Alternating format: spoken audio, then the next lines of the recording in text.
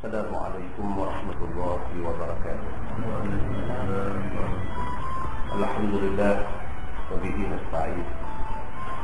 أشهد أن لا إله إلا الله وحده لا شريك له، وأشهد أن سيدنا محمدا عبده ورسوله،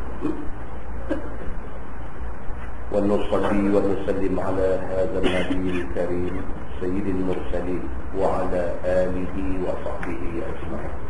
أما بعد، أيها المؤمنون اتقوا الله، أوصيكم وإياي بتقوى الله، فقد فاز المتقون.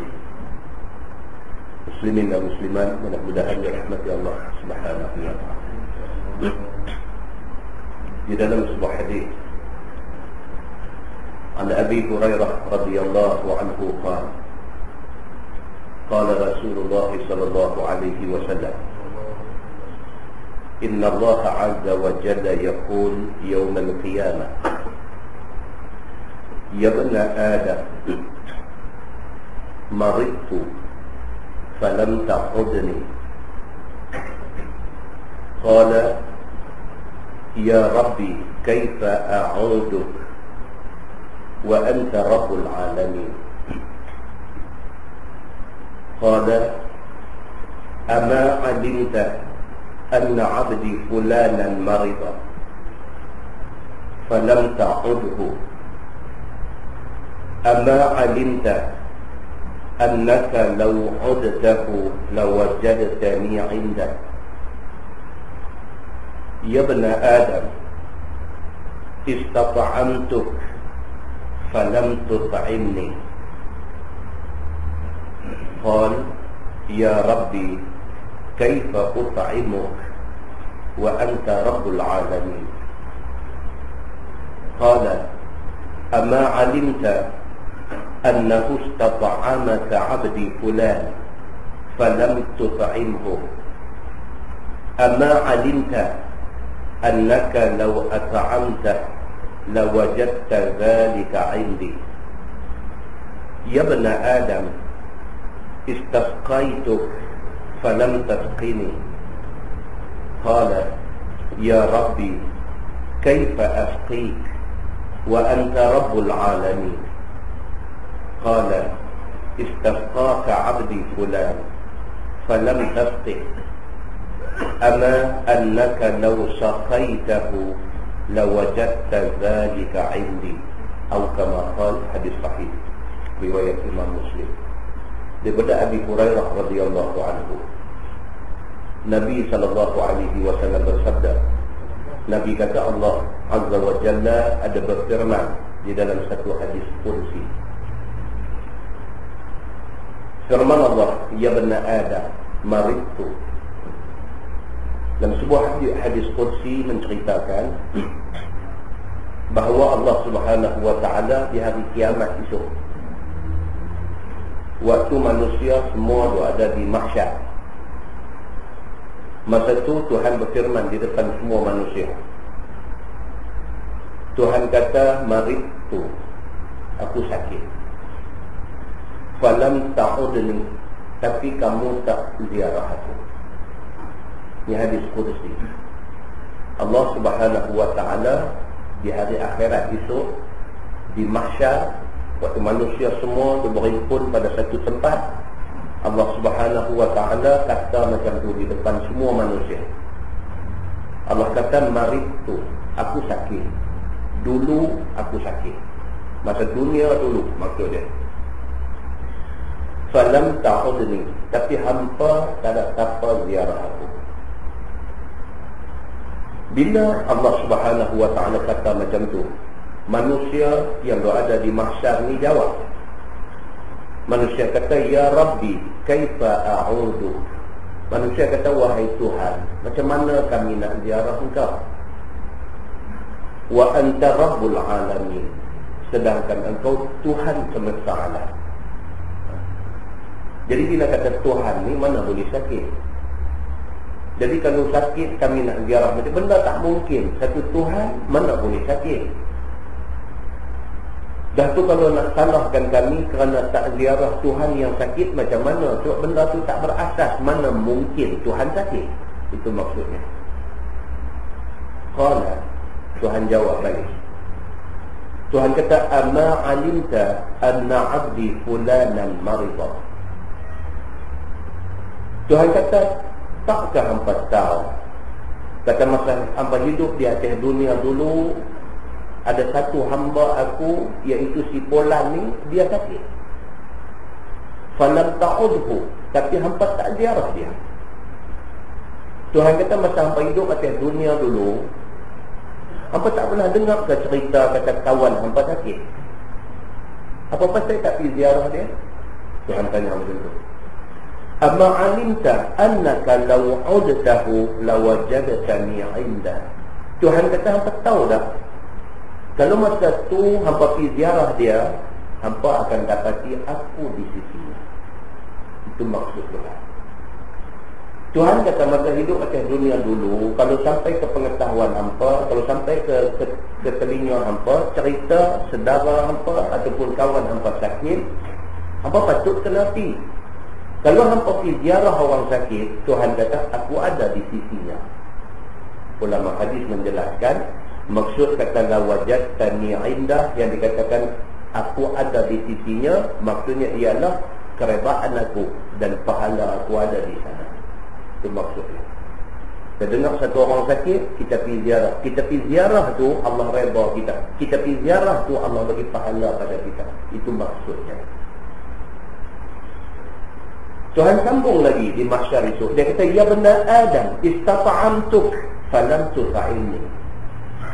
Tuhan kata lagi di mahsyar itu, di depan semua manusia. Tuhan kata, wahai anak Adam, wahai manusia, istata'amtuk. Masa atas dunia dulu, aku pernah minta makan pada hampa. Falam tuta'imni, tapi tak ada siapa daripada hampa yang bagi makan pada aku. Qala, jawab manusia ni, ya Rabb, kaifa uta'imuk wa anta rabbul alamin. Manusia kata, wahai Tuhan, bagaimana mungkin kami nak bagi makan sedangkan engkau Tuhan semesta alam? Tuhan mana makan? Tuhan mana pernah minta makan? Macam mana pula hari ini Tuhan kata, dulu aku minta makan hampa tak bagi kat aku? Tuhan mana boleh makan? Qala, jawab Tuhan, ama alimta annahu istata'amaka 'abdi fulan falam tuta'imhu. Tuhan kata, hampa tahu tak di atas dunia dulu pernah ada satu orang yang miskin, yang lapar, yang tak ada benda nak makan, mai minta makan daripada hampa. Hampa tak bagi ke dia. Tuhan kata, cuba hampa ingat balik masa hampa hidup atas dunia dulu, ada tak ada satu orang yang miskin, yang melarat, yang makan pun tak ada, yang mai jumpa hampa, mai minta hampa bagi makan sikit dekat dia? Falam tuta'imhu, tapi hampa tak bagi makan pada orang yang kebuluran, tak ada makanan ini. Amma alimta annaka law at'amta lawajadta dhalika 'indi. Tuhan kata, tahu tak, kalaulah sekiranya masa tu hampa bagi orang yang lapar ni makan, hampa akan dapati aku di sana. Tuhan kata, maksud dia apa? Kalau orang yang miskin, kebuluran, lapar dan minta makan, hampa bagi dia makan, keredaan aku dan pahala aku ada di sana. Tuhan sambung lagi di mahsyar itu. Dia kata, ya bena Adam, istasqaituk falam tasqini. Tuhan kata, atas dunia dulu aku pernah minta air pada hampa, hampa tak bagi air kat aku. Waktu aku dahaga, waktu aku betul-betul perlukan air, aku minta dekat hampa, hampa tak bagi ke aku. Qala, manusia kata, ya Rabbi, kaifa asqi wa anta rabbul alamin. Sama juga manusia kata, wahai Tuhan, mana mungkin kami nak bagi air kepada engkau sedangkan engkau Tuhan semesta alam. Tuhan kata, istaqaqa 'abdi fulan. Ingat tak dulu ada satu orang meminta minum, meminta air nak minum dekat hampa, falam tasqi, tapi hampa tak bagi dia minum. Amma annaka law saqaita lawajadta dhalika 'indi. Tuhan kata, kalaulah masa tu orang yang betul-betul dalam dahaga, tak ada air nak minum, hampa bagi dia minum air, hampa akan dapati aku di sana. Maksud dia, keredaan aku dan pahala aku ada di sana. Hadis itu hadis sahih riwayat Imam Muslim. Tuan-tuan dan perempuan, muslimin dan muslimah yang dirahmati Allah sekalian, kesimpulan hadis ni satu aja. Apa dia? Allah Subhanahu wa taala ingatkan kita, tumpang kita berhidup lani supaya kita ada ingat nak tolong orang. Itu aja. Allah Subhanahu wa taala nak bagi ingat kepada kita, tumpang kita berhidup lani ni, cari jalan macam mana cukup boleh tolong orang pada kadar kemampuan kita. Kalau sekiranya kita boleh bagi makan dia, kita bagi makan dia. Kalau kita boleh bagi minum dia, kita bagi minum dia. Kalau nak bagi makan, bagi minum pun kita tak ada. Korang-korang bila dengar dia sakit, kita ziarah dia. Kebaikan itu dituntut oleh hadis. Muslimin dan muslimat yang dirahmati Allah sekalian. Dalam sebuah hadis riwayat daripada Ali radhiyallahu anhu, kata dia, sami'tu Rasulullah sallallahu alaihi wasallam yaqul, ma min muslim ya'udu musliman udwa illa salla alaihi 70,000 malak hatta yumsiya wa in 'adahu 'ashiyah salla alaihi 70,000 malak hatta yusbiha wa kana lahu kharif fil jannah atau kama qala. Hadis riwayat Imam At-Tirmidzi daripada Ali bin Abi Talib karramallahu wajhah. Kata dia, Nabi SAW bersabda, Nabi kata, mana-mana orang Islam yang menziarahi orang Islam yang lain yang sakit pada waktu pagi, mana-mana daripada orang Islam yang pergi ziarah satu orang Islam lain yang sakit, dia pergi ziarah tu belah pagi, illa salla alaihi 70,000 malak hatta yumsiya. Nabi kata Allah Subhanahu wa taala akan hantar 70,000 malaikat. Yang malaikat-malaikat yang 70,000 ini mendoakan dia hatta yumsiya, sampai petang. Nabi kata, kita dengar satu kawan kita sakit, kita dengar satu saudara kita sakit, kita pergi ziarah dia, kita pergi ziarah pagi. Allah hantar 70,000 malaikat hantar mai doa dekat kita yang pergi ziarah orang sakit ni. Kalau kita pergi pagi, malaikat akan doa dekat kita daripada pagi sampai petang. Nabi kata, wa in 'adahu 'ashiyah, tapi kalau hampir ziarah orang sakit ni belah petang, salla alaihi 70,000 malak hatta yusbiha. Allah akan hantar 70,000 malaikat doa dekat kita yang pergi ziarah ni sehinggalah menjelang subuh pagi esok. Wa kana lahu kharif fil jannah, dan Nabi kata tidak cukup dengan tu pun dah cukup baik dah. Tentang kita seorang kawan kita mai salam dengan kita, dia kata kat kita, Allah yubarik fi, dia kata Allah berkati kamu. Seronoklah kita, kawan kita doa kat kita, kawan kita minta tolong kita, kita tolong dia untuk nak selesai satu hajat dia. Lepas tu dia hantar SMS dekat kita, dia kata terima kasih Tuan, mudah-mudahan Tuan diberikan kesihatan yang baik oleh Allah. Seronoklah kita. Kita bukan minta duit, kita bukan minta puji-pujian, kita minta doa dia. Kita minta doa dia. Yang doa tu dia ada waktu dia, kita rasa doa dia pada Allah makbul. Kita sakit, terlantar teruk di hospital, tiba-tiba baik balik. Fikir-fikir balik, apa satu benda yang Tuhan nak bagi kat aku ni? Sakit ni doktor pun dah sumpah dah. Tiba-tiba Allah bagi kat kita kesihatan, bagi balik sehat kepada kita. Tengok-tengok, oh, mungkinkah disebabkan kita tolong orang yang kita tolong ni doa kita. Maka tidak heran Nabi SAW sendiri pun, apabila Sayyidina Umar mai datang dekat dia, ya Rasulullah, aku nak pergi umrah. Nabi kata apa dekat Sayyidina Umar? Dia kata, jangan lupa doakan kami di sana. Maknanya doa ni cukup penting. Kalau manusia doa kat kita pun dah bagus dah. Allah kata 70,000 malak, 70,000 malaikat Tuhan hantar main doa kat kita. Itu satu benda yang cukup baik, tuan-tuan. Maksud dia nak dapat benda baik ni, kena buat pun benda baik, ziarah orang sakit. Maka disebut di dalam hadis ni, Nabi kata tidak cukup dengan pergi ziarah pagi, Allah hantar 70,000 malaikat berdoa sampai ke petang. Di ziarah petang, Allah hantar malaikat mai berdoa sampai subuh pagi esok. Tidak cukup dengan itu, Tuhan kata wa kana lahu kharif fil jannah. Nabi SAW kata wa kana lahu kharifun fil jannah, dan bagi orang yang pergi ziarah orang sakit ni kharif di dalam syurga. Sahabat tanya Nabi, kharif itu apa ya Rasulullah? Nabi kata al-kharif itu ialah al-makruh, ay al-mujtana, al-thamarul makruh, iaitu satu kebun yang ada pokok-pokok buah-buahan, yang buah-buahan tu masak ranum, tunggu nak petik aja.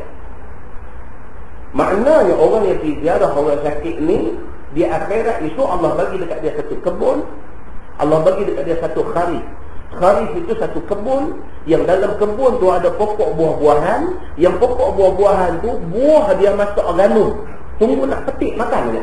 Itu yang Allah bagi di akhirat itu kepada orang yang ziarah orang sakit semasa dia hidup di atas dunia. Di dalam sebuah hadis lain riwayat daripada Anas radhiyallahu anhu, kata dia kana ghulamun yahudiyyun yakhdumun nabi sallallahu alaihi wasallam famarida fa'atahu an-nabi sallallahu alaihi wasallam ya'udu faqa'ada 'inda ra'sihi faqala lahu an-nabi sallallahu alaihi wasallam aslim. فنظر إلى أبيه وهو عنده فقال أطع أبا القاسم فأسلم. فخرج النبي صلى الله عليه وسلم وهو يقول الحمد لله الذي أنقذه من النار أو كما قال hadis sahih riwayat Al-Bukhari. Daripada Anas bin Malik radhiyallahu anhu, Anas kata satu hari satu budak Yahudi, ghulam, budak, ghulamun Yahudiyyun, maksudnya dia budak bangsa Yahudi, beragama Yahudi. Dia ni yakhdumun Nabi sallallahu alaihi wasallam, tetapi dia menjadi khadam Nabi sallallahu alaihi wasallam. Tuan-tuan, Nabi orang baik. Orang baik ni bukan orang Islam saja suka, orang kafir pun suka. Dekat orang baik suka. Maka ada satu budak, satu ghulam, satu budak, dia ni Yahudi, dia Yahudi, mak pak Yahudi, dia daripada bangsa Yahudi, keturunan Yahudi. Tapi tak apa pasal dia suka dengan Nabi Muhammad sallallahu alaihi wasallam, tapi dia Yahudi, dia tidak Islam. Bukan setakat dia suka kepada Nabi, dia duk tengok Nabi daripada jauh, dia berkenan, hati dia betul-betul suka dekat Nabi. Macam mana nak buat? Dia pergi minta izin Nabi, dia nak jadi khadam Nabi sallallahu alaihi wasallam. Kata hadis ni, famarida, satu hari dia sakit. Budak Yahudi hadut jadi khadam Nabi ni, hadut berkhidmat kepada Nabi ni, budak ni jatuh sakit. Fa'atahu Nabi sallallahu alaihi wasallam ya'uduh. Nabi pergi ziarah dia. Tuan-tuan tengok. Ni dia kata Nabi. Yang kata Nabi sallallahu alaihi wasallam ni Yahudi sakit boleh ditengok. Yang kata Nabi ni, Nabi sallallahu alaihi wasallam Yahudi, tuan-tuan. Mai buat baik dengan Nabi, mai berkhidmat kepada Nabi, jatuh sakit. Fa'atahu an-nabiy sallallahu alaihi wasallam ya'uduh. Nabi pergi ziarah dia bila dengar kata dia sakit.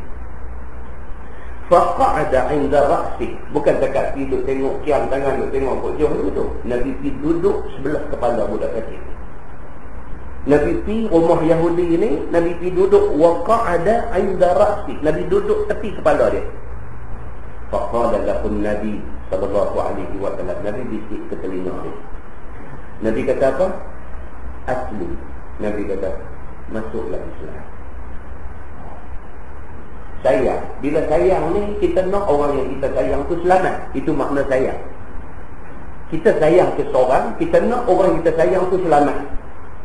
Bukan kita je nak kita selamat, kita nak orang yang kita sayang tu selamat.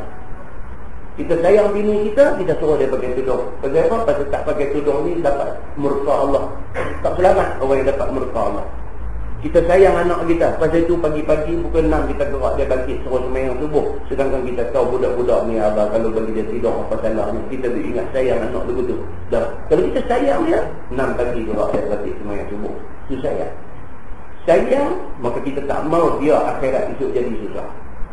Nabi SAW sayang dekat ghulam Yahudi ni, kepada budak Yahudi ni. Nabi sayang dia.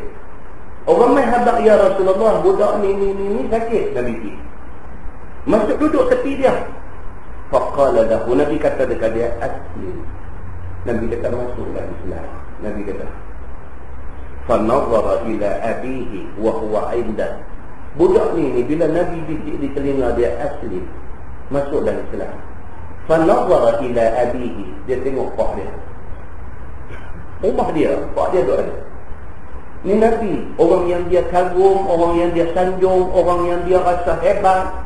Orang ni main bisik di telinga dia waktu dia sakit, main bisik di telinga dia, asli, masuklah Islam. Berasa nak ikut, tapi lupa. Pak yang membesarkan dia, yang bagi kasih sayang kat dia, yang bagi dia ringgit belanja macam-macam untuk dia, pak tu Yahudi.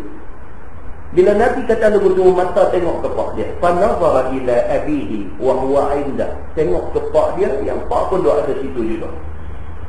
Faqala, bapak ni kata ke dia, apa Abul Qasim. Bapak ni pun, bapak ni kata ke anak dia, bila anak dia tengok pandangan mata anak ni, pak faham. Pak faham. Mata pandang tu, mata tu apa? Mata marah ke? Mata nak minta tolong ke? Mata nak minta konsen ke? Mata tu mata nak minta apa tu? Nabi duduk ada sebelah, pak dengan anak ni faham. Eye contact dengan anak ni, pak faham. Pak dia kata dekat dia, apa Abul Qasim? Taatilah kehendak Abul Qasim, Nabi.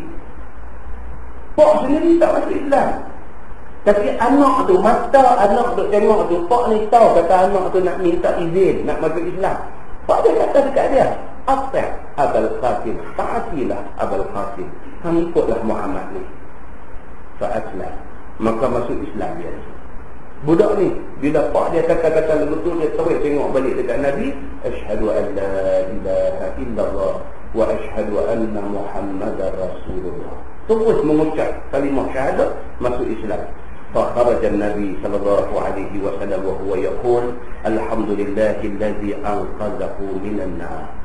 Nabi dengar budak ni mengucap asyhadu an la ilaha illallah. Nabi dengar kalimah tu, Nabi seronok. Nabi bangkit keluar daripada rumah tu, wa huwa yaqul, dan Nabi kata alhamdulillahillazi anqadhahu minan nar. Nabi kata segala puji bagi Allah, Tuhan yang selamatkan budak ni daripada bakar api neraka. Nabi kata, hadis itu hadis sahih riwayat Al-Bukhari. Muslimin dan muslimah yang dirahmati Allah sekalian, maksud dia apa dia? Maksud dia kita orang Islam jangan lepas ruang-ruang dan peluang-peluang yang ada untuk nak mendakwah orang mai ke Islam. Jangan lepas peluang tu. Maka di antara kaedah dakwahnya ialah apa dia? Akhlak yang kita tunjukkan mesti akhlak yang baik. Nabi dakwah budak Yahudi ni ajak masuk Islam. Akhlak yang Nabi tunjuk apa dia? Dengar budak ni sakit, Nabi pergi rumah dia. Nabi masuk duduk sebelah kepala dia. Nabi bisik di telinga dia dengan bisikkan sayang. Ini akhlak. Budak ni kena akhlak Nabi ni, lumpuh dia. Lumpuh satu badan dia. Dia tak ada suara dah nak lawan Nabi sallallahu alaihi wasallam. Terus mengucap dia. Bila mengucap Nabi ni macam satu batu besar terlepas daripada dada dia. Nabi kata alhamdulillahillazi anqadhahu minan nar. Segala puji bagi Allah, Tuhan yang telah lepaskan budak ni daripada kena bakar api neraka. Hadis itu hadis sahih riwayat Al-Bukhari. Muslimin dan muslimah yang dirahmati Allah sekalian, kesimpulan daripada 3 hadis yang kita baca ni ialah, satu, akhlak kita kena jaga. Yang kedua, sentiasalah mendekati manusia dengan kasih dan sayang. Kerana kasih sayang yang Nabi bawa itulah Islam menjadi subur pada zaman Nabi sallallahu alaihi wasallam. Mudah-mudahan muqaddimah itu memberi manfaat kepada kita semua insya-Allah. Kita menggunakan Bahrul Mazi jilid 19. Muka surat 125.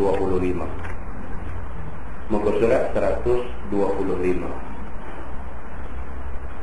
Kita sambung di perenggan yang kedua tu.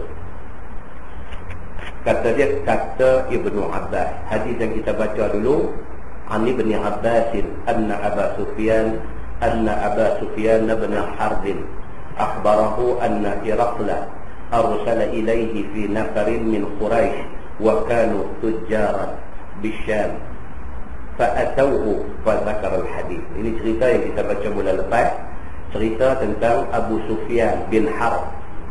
yang dia ni pergi ke negeri yang diperintah oleh Herakla. Bila sampai di sana, dia telah disoal siasat oleh Raja Herakla ni tentang Nabi Muhammad sallallahu alaihi wasallam. Kemudian hadis tu cerita panjang. Sambung hadis tu, dia kata Ibnu Abbas, "Summa da'a bi kitab Rasulillah sallallahu alaihi wasallam faquri'a fa idza fihi Bismillahirrahmanirrahim min Muhammad ibn Abdullah wa rasulih ila Herakla azimir Rum. Assalamu ala man ittaba'al huda amma ba'd." Itu surat yang ditulis oleh Nabi sallallahu alaihi wasallam. Kemudian daripada telah habis cakap Raja Besar Herakla seperti yang di atas tadi, maka dia pun panggil orang yang membawa surat seruan Nabi sallallahu alaihi wasallam kepada Raja Besar Herakla itu, yang dibawa oleh sahabat Nabi yang bernama Dihyah Al-Kalbi kepada Raja negeri Basri itu, supaya disampaikan kepada Raja Besar Herakla. Maka orang itu pun datang memberikan surat seruan itu, serta seruan itu ditunjukkan kepada juru bahasa Arabnya supaya dibacanya. Itu dia surat yang Nabi kirim kepada Raja Besar Herakla. Oh, dia Raja Besar masa itu. Macam hari ini kita kata ni Presiden OIC tulis surat kepada Presiden Bush, tulis satu surat kepada Presiden Bush. Tulis dalam surat itu Bismillahirrahmanirrahim, bagi Bush baca. Okay? Bismillahirrahmanirrahim min Abdullah, nama Presiden OIC. Okay? Min Abdullah, dia kata ila Bush, ila Bush. Kemudian assalamu ala man ittaba'al huda. Bush bila dapat surat ni, dia tengok tulisan Arab, dia akan panggil juru bahasa Arab dia ada. Tuan-tuan, dia ada komplit semua. Segala bahasa dalam dunia ni semua ada, penasihat bahasa dia semua ada. Dia panggil mai, hang baca tak? Ni Presiden OIC tulis apa kat aku ni? Hang baca tak? Ini cerita dia. Nabi SAW tulis surat kepada Herakla ini, dia hantar. Bila sampai saja, Herakla panggil juru bahasa Arab dia, hang baca dia kata. Maka juru bahasa itu pun membacakan dia. Tiba-tiba kira-kira ada makna suratnya begini. Dimulai dengan nama Allah, Tuhan yang Maha Pengasih lagi Maha Penyayang. Tentang Bismillahirrahmanirrahim ni cerita panjang. Kalau di sisi mazhab Hambali, kalau kita ambil ayat semayang, kita tak mulakan dengan Bismillah, ayat semayang tak sah. Tuan-tuan cuba saja renung-renungkan. Tuan-tuan dah ambil ayat semayang setiap hari ni, Bismillah ke? Ada orang dia tak Bismillah, dia jadi macam mana tu? Kan? Dia pergi mengadap tu pakai curung habis gitu je. Tak Bismillah, ambil ayat semayang. Dia pun tak pernah teringat kata nak Bismillah, tak pernah teringat. Kalau Bismillah sekali masa mula tu dah cukup baik dah. Ataupun kalau sekiranya tak ada nak Bismillah pada mula tu, teringat dah tengah ada pasang telinga dah baru teringat, masa tu Bismillah pun kira baik dah. Ada pendapat dalam mazhab Hambali, dia kata kalau tak Bismillah pada mula, pada masa bila teringat, sedangkan masih berwuduk pada masa tu, okey, sah ayat semayang tu. Tapi jangan tak teringat terus daripada awal sampai habis, sampai batu rukin sampai apa, keluar main semayang begitu je. Ayat semayang tak mula dengan Bismillah. Sedangkan di sisi mereka, Bismillah ketika ambil wuduk ini adalah wajib. Dia masuk dalam rukun wuduk dia. Jadi kita janganlah ambil mudah soal Bismillah ni. Takat makan kat Bismillah sudahlah, ambil ayat semayang Bismillah lah. Kan? Makan ni pun tak dah, kan terlupa. Tengok apa dalca tepung macam mana kan, tak dah lah Bismillah. Habis bila belahak, alhamdulillah, okey, yang tu okey. Yang tu dia automatik. Oh, alhamdulillah. Itu automatik, dia main sekali. Package. Yang tu package. Belahak dengan alhamdulillah package. Tapi nak mula makan nak Bismillah ni terlupa. Ya, baik. Nabi SAW tulis surat kepada kafir pun Nabi mula dengan Bismillah. Dia kata Nabi, dia mulakan dengan nama Allah. Kalau kita Bismillah dengan sebutan daripada orang yang baik-baik ni, bergoncang orang yang dengar. Demikian juga kalau kita tulis Bismillah tu, kita yang tulis ni orang baik, orang yang baca tu dia jadi dalam hati itu dia grup itu. Power bismillah itu dengan nama Allah Tuhan yang Maha Pemurah lagi Maha Pengasih.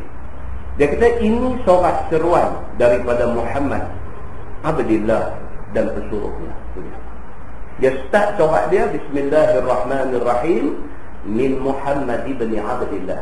Dia mulakan daripada ini sorat daripada Muhammad bin Abdillah dan juga Muhammad ini adalah pesuruh Allah. Dia tulis macam tu. Maka datang kepada Herakla, seorang pembesar orang-orang negeri Rom. Surat tu dia hantar kepada Herakla, pembesar Rom. Rom ni kira Amerika lah. Rom dengan Parsi ni, Rom ni Amerika lah. Parsi ni kalau dulu kira Russia lah, Soviet Union. Kalau hari ni kira second selepas Amerika, Britain lah. Rom dan Parsi. Dia tulis surat kepada salah seorang pembesar negeri Rom ni, dia tulis macam tu. Kata dia, Assalamu ala man ittaba'al huda. Salam sejahtera, dia kata, ke atas sesiapa yang mendapat petunjuk Allah.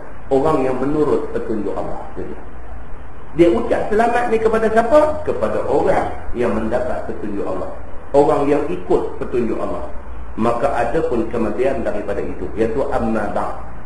Amma ba' tu yang disebut amma ba' itu adalah daripada Nabi sallallahu alaihi wasallam. Orang nak mula kuliah pun sebut mukadimah sikit puji Allah, selawat Nabi apa semua, amma ba'. Khutbah jemaat pun start dia punya intro khutbah tu amma ba'. Amma ba' ni bukan saja sebut, ini adalah sunnah Nabi sallallahu alaihi wasallam dalam ucapan dia dan dalam tulisan dia. Nabi masukkan amma ba'd. Kata At-Tirmizi ini hadis hasan lagi sahih. Dan ada sambungannya di dalam Sahih Al-Bukhari. Kira-kira maknanya begini. Dalam Al-Bukhari pun ada hadis yang surat Nabi hantar kepada Herakla ni. Cuma dalam Sahih Bukhari cerita lebih sikit. Dia kata ada pun kemudian daripada itu, sesungguhnya aku menyeru akan dikau dengan kalimah yang menjadikan engkau beragama Islam. Nabi tulis macam tu kepada Herakla, pemerintah Rom ni, pembesar dalam negeri Rom ni. Dia kata, aku seru kamu dengan kalimah. Kalimah apa? Kalimah yang mengajak engkau masuk Islam, iaitu ucaplah dua kalimah syahadat.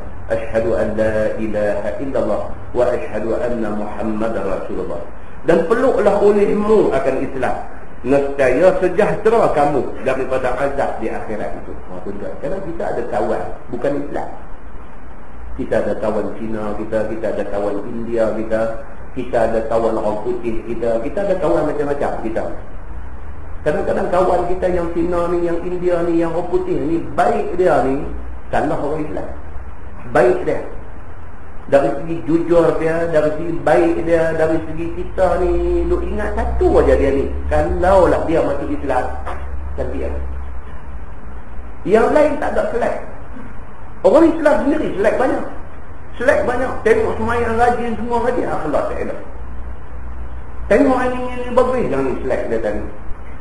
Tengok dia ni semua cantik. Selek dia agama. Itu selek paling besar. Dia tidak Islam. Hak lain ni perangai dia, akhlak dia, budi pekerti dia, tolong dia ke orang dan sebagainya, kejujuran dia, semua okey. Tinggal dia tak ada Islam aja. Kita ni duk ingat dalam hati ni macam-macam dah. Ingat ni kalaulah dia ni masuk Islam, tak tahu nak apa. Kita kena approach dia. Tak mau approach kasar-kasar, tak mau. Approach cara elok-elok. Pergi cakap kat dia, kata aku semalam, kata aku nak tidur semalam ni, aku duk ingat satu benda ya. Aku duk ingat kalaulah hang masuk Islam, aku belanja hang pergi buat umrah. Kita kata gitu dia. Saja kita keluar kalam tu dia, bagi dia rasa. Kan kita kata semalam aku nak tidur tak tahu macam mana lah. Kira aku ingat pasal hang betul. Dia kata pasal apa? Aku betul-betul abang hang lah. Aku teringin nak tengok hang masuk Islam. Kalau hang masuk, aku sponsor hang pergi umrah. Kita kata banyak tu kat dia rasa hukum dah dalam hati dia. Habisnya dia kata apa? IT man, dia kata. IT man, tuan-tuan, tinggal agama ni bukan saja. Bukan bagi orang Islam saja, bagi orang agama apa pun nak tinggal agama, keturunan dia nak ambil agama baru ni, ini pengorbanan besar. Kita kata lagu tu kat dia, bagi dia perlu dalam hati sikit. Tak apa lah, biar kita dia seminggu, 2 minggu, sebulan, 2 bulan, 5-6 bulan, apa besok ni, sekali lagi sebut kat dia. Sebut lagi kat dia. Lama-lama itu disebut lagi kat dia. Manalah nak tahu tuan-tuan, kita ketuk pintu rumah orang tak buka, kita ketuk lagi orang tak buka, kita ketuk lagi satu hari tak dia buka. Dapat hidayah dekat dia atas sebab musabak daripada kita. Kalau dalam hadis Nabi kata apa? Itu lebih berharga daripada unta merah, Nabi kata. Kalau orang tu dapat hidayah bersebab musabakkan kita, hidayah Tuhan bagi, tapi sebab musabak dia nak dapat hidayah tu kita. Nabi kata itu lebih baik daripada unta merah. Unta merah ni kegilaan orang Arab lah. Kalau hari ni kita kata kereta Mercedes beratus lah, kita kata kegilaan semua orang, semua ada duit boleh beli, kata dua je. Tapi training ni umur 70 jalan pegang lilin pun nak lagi. Kalau orang nak bagi, alhamdulillah. Pasal apa? Itu keinginan manusia. Kita tak boleh bohong. Diri kita mau kepada nikmat yang tu ada. Mampu tak mampu itu cerita lain. Tapi mau tu kalaulah satu hari aku dapat benda ni, Allah, nikmat dunia, kita kata. Kan? Unta merah ni macam tu dalam masyarakat Arab. Maka Nabi buat, Nabi sebut benda ni dalam hadis dia macam tu. Nak abang kata benda yang hampa duk mengidam ni, apa dia? Unta merah. Hampa boleh dapat benda ni. Apa dia? Kalau hampa rajin duk tarik orang atas sebab musabak hampa orang tu terima hidayah, hampa dapat lebih daripada unta merah tu. Nabi kata. Muslimin dan muslimat yang dirahmati Allah sekalian. Maka Nabi tulis dalam surat tu, salam sejahtera ke atas orang yang mau mengikut hidayah, dan Nabi SAW seru dia kepada masuk Islam. Dan peluklah olehmu akan agama Islam, nescaya diberi Allah akan dikau pahala 2 kali. Nabi kata dekat dia, kalau hang masuk Islam, Tuhan bagi kat hang pahala 2 kali. Orang lain sekali aja hang dapat 2 kali pahala. Pasal apa? Sekali pahala kamu peluk agama Nasrani. Agama Nasrani, agama Samali. Agama Nasrani turun dalam kitab Injil. Itu daripada Tuhan. Cuma bila Allah turun mai Quran, Nasrani apa cerita Injil ni semua tutup. Kena ikut Quran. Dulu masa sebelum turun Quran, orang ikut Injil, orang tu beriman dengan Allah. Maka orang-orang Nasrani ni mereka beriman dengan Injil. Beriman dengan Injil tu pahala. Pasal apa? Pasal Injil itu daripada Tuhan. Lah ni bila Allah turun Quran, hang tinggal Injil ni mai ikut Quran, lagi sekali pahala hang dapat. Nabi kata. Bagi orang-orang Nasrani yang betul-betul ikut Injil yang betul, dia dapat pahala. Bila dia ikut Quran, dia dapat pahala yang kedua. Maka jika berpaling kamu, yakni tiada mau kamu memeluk agama Islam, nescaya tertanggung atas dirimu dosa-dosa orang peladang yang bertanam tanaman. Dan juga aku seru sekalian kamu, wahai Yahudi dan Nasrani, marilah sekalian kamu bersatu kalimah dengan kami, iaitu tidak kita esakan melainkan Allah Subhanahu wa taala, dan tidaklah kita sekutukan Allah dengan satu pun, dan tidaklah kita ambil setengah kita akan setengah jadi Tuhan lain daripada Allah. Itu dia. Nabi kata, mailah ikut kami orang Islam ni, Tuhan kami satu aja, Allah Subhanahu wa taala. Tak ada Tuhan lain. Tuhan daripada batu tak ada, Tuhan daripada kayu tak ada, Tuhan matahari, Tuhan bulan tak ada, Tuhan sama-sama manusia kita pilih dia bagi jadi Tuhan tak ada. Kami orang Islam tak ada Tuhan lain melainkan Allah Subhanahu wa taala. Sembah Allah tu satu aja. Duk negeri mana pun, susah senang pun, kaya miskin pun, semua sembah Allah Subhanahu wa taala, Tuhan yang satu sahaja. Nabi kata begitu dekat Iraq. Maka janganlah kita kata Uzair itu anak Allah, dan jangan kita kata Isa itu anak Allah. Tulis dalam surat tu. Janganlah kita duk kata manusia ni boleh jadi Tuhan kerana bapa dia Tuhan. Nabi Isa ni anak Tuhan, oleh kerana bapa dia Tuhan, Nabi Isa pun serupa Tuhan. Tak boleh macam tu, Nabi kata. Kita tidak boleh kata benda-benda ni semua. Dan tidaklah kita turut apa-apa yang diada-adakan dan yang direka-reka oleh pendeta dan ketua-ketua agama daripada perkara haram dan halal dan sebagainya. Kita tak boleh ikut. Kita tak boleh ikut orang kata. Kita kena ikut Allah dan Nabi kata. Maka Nabi bagi peringat, dia kata jaga baik-baik. Jangan kita percaya sangat kepada pendeta-pendeta dan ketua-ketua agama. Kadang-kadang mereka ada kepentingan mereka. Pendeta dan ketua agama, orang mai pakat tuju hormat dekat dia tu, dia ada kepentingan dia. Dia mula bagi satu ajaran, yang ajaran itu nak mengajar orang suruh junjung dia, misalnya. Maka itu silap.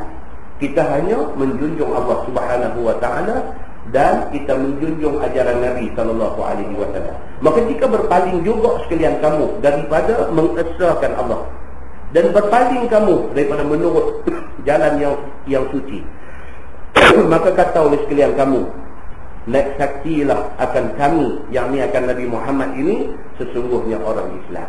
Nabi tulislah surat tu, kalaulah hampa tak boleh nak terima pun kata Tuhan ni, kata Allah ni Tuhan kita, kalau hampa tak boleh nak terima macam tu, hampa mengakulah kata aku ni, Nabi kata adalah Nabi utusan Allah. Percaya apa yang aku kata. Nabi kata begitu. Masalah berkirim surat dengan kafir, apa hukumnya pada syarak? Jadi apa hukum kita berutus surat dengan orang kafir? Kata Imam Nawawi rahimahullah ta'ala dalam syarah kepada Sahih Al-Bukhari, harus berkirim surat dengan kafir. Imam Nawawi kita tak salah. Pasal apa kita tak salah? Nabi tulis. Nabi tulis surat kepada Heraklah. Takkan Nabi buat benda salah. Oleh kerana Nabi buat, maka benda itu tidak salah, dia kata. Maka bermula dalil ialah hadis tadi, dia kata. Bukankah Nabi SAW kirim surat seruan itu kepada kafir supaya dia masuk Islam? Maka itu menunjukkan perbuatan itu harus yang demikian itu pada syarak kita. Nak tunjuk kata benda itu tak salah. Pasal Nabi buat, maka dia menjadi panduan kepada kita umat Nabi Muhammad SAW. Masalah menyeru orang kafir masuk Islam wajib atau sunat? Dia kata kita seru orang kafir masuk Islam ni wajib atau sunat? Kata Imam Nawawi rahimahullahu ta'ala dalam syarah Al-Bukhari, menyeru kafir masuk Islam dahulu daripada memeranginya itu disuruh akan dia oleh syarak, yakni sekiranya belum pernah sampai seruan itu kepada kafir, nescaya wajib diseru dengan dia. Sebelum kita nak serang dia, kita seru dia ke dak lagi. Macam kita hari ni lah, kita nak hukum orang ni macam tu macam ni. Pernahkah kita pergi berdakwah dekat dia? Kita hari ni kita marah semua kan, orang ni tak betul, orang ni tak betul, orang ni tak betul. Pernahkah kita berdakwah dekat dia? Kita tak pernah berdakwah dekat dia, kita tu gasak dia ke belakang. Kita tak adil dalam soal ni. So dia kata apa? Kita tu dulu kena dakwah dia, kita kena ajak dia dulu. Dia menolak, dia menentang, dia lawan, barulah timbul soal kita nak perang dia, baru timbul soal kita nak hukum dia. Tanpa kita buat satu benda baik dekat dia, kita terus hukum dia, itu tidak adil. Kita marah anak kita. Apa ni gerak orang bangkit semayang, tamu semayang, ambil tali pinggang, perang tibai atas belakang.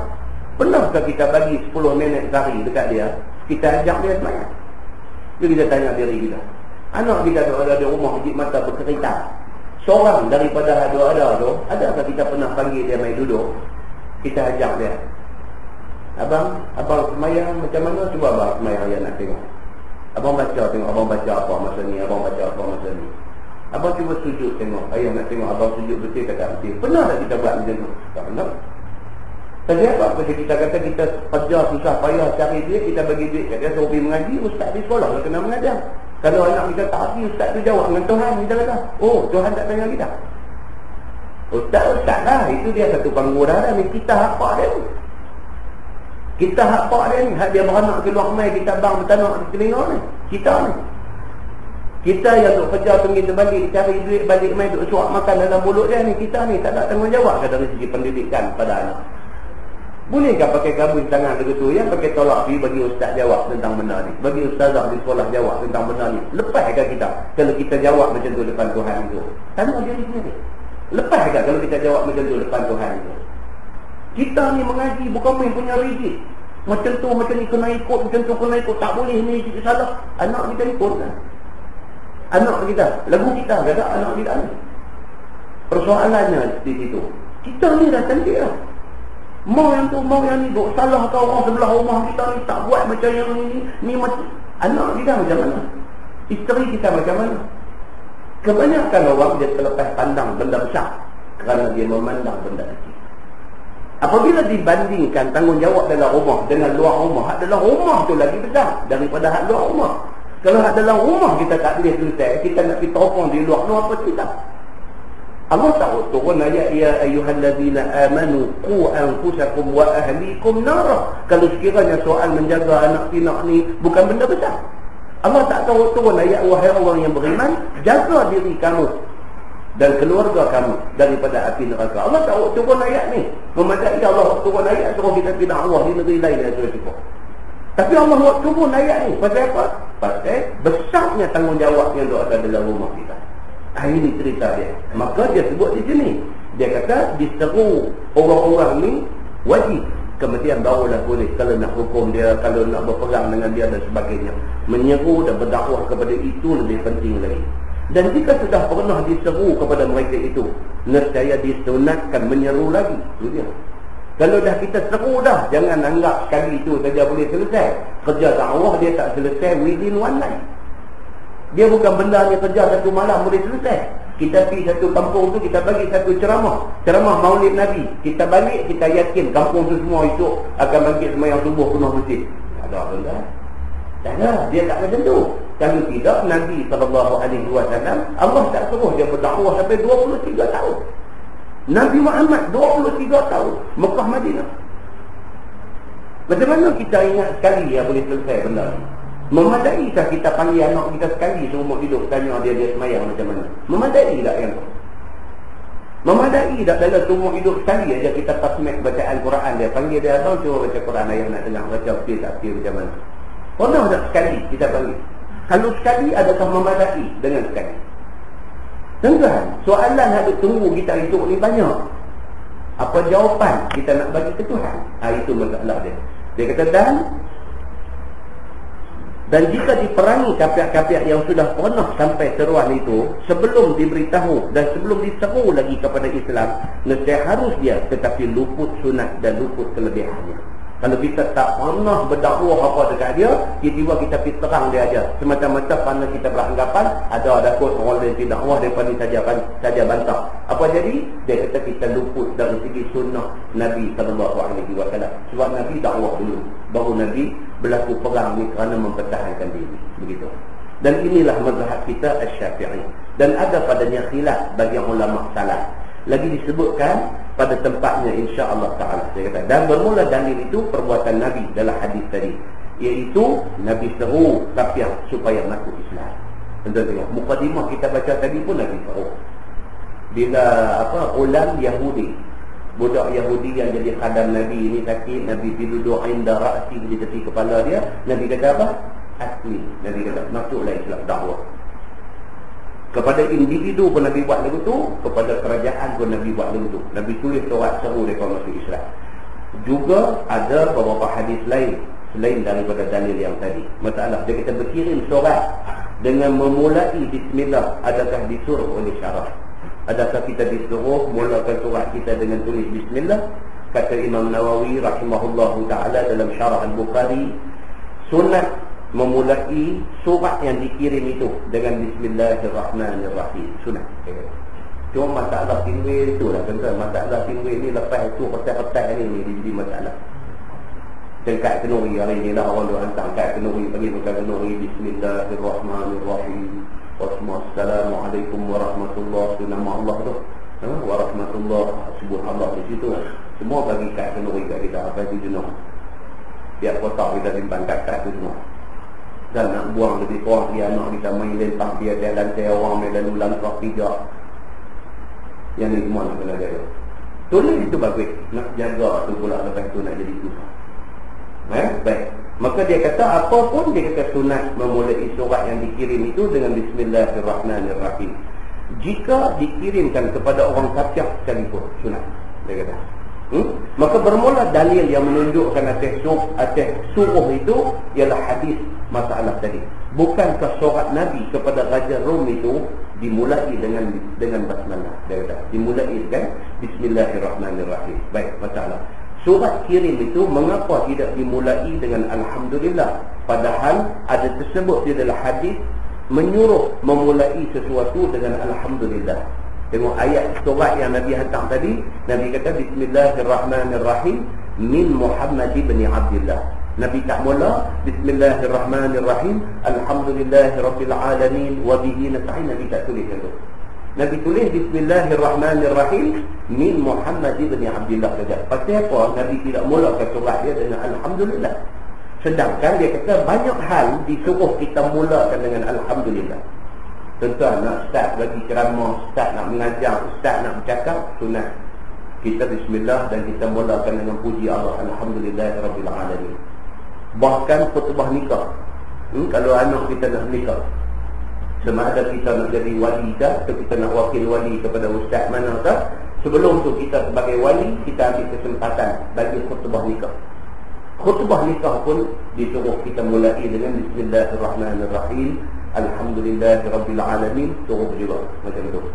Mulakan dengan memuji Allah Subhanahu wa taala. Tapi dalam surat tadi pasal apa? Dia kata Nabi tidak mulakan surat dia dengan Alhamdulillah. Padahal ada tersebut dalam hadis menyuruh memulai dengan Alhamdulillah. Kata Imam Nawawi rahimahullah ta'ala, dikehendaki dengan Alhamdulillah pada hadis itu ialah nama Allah.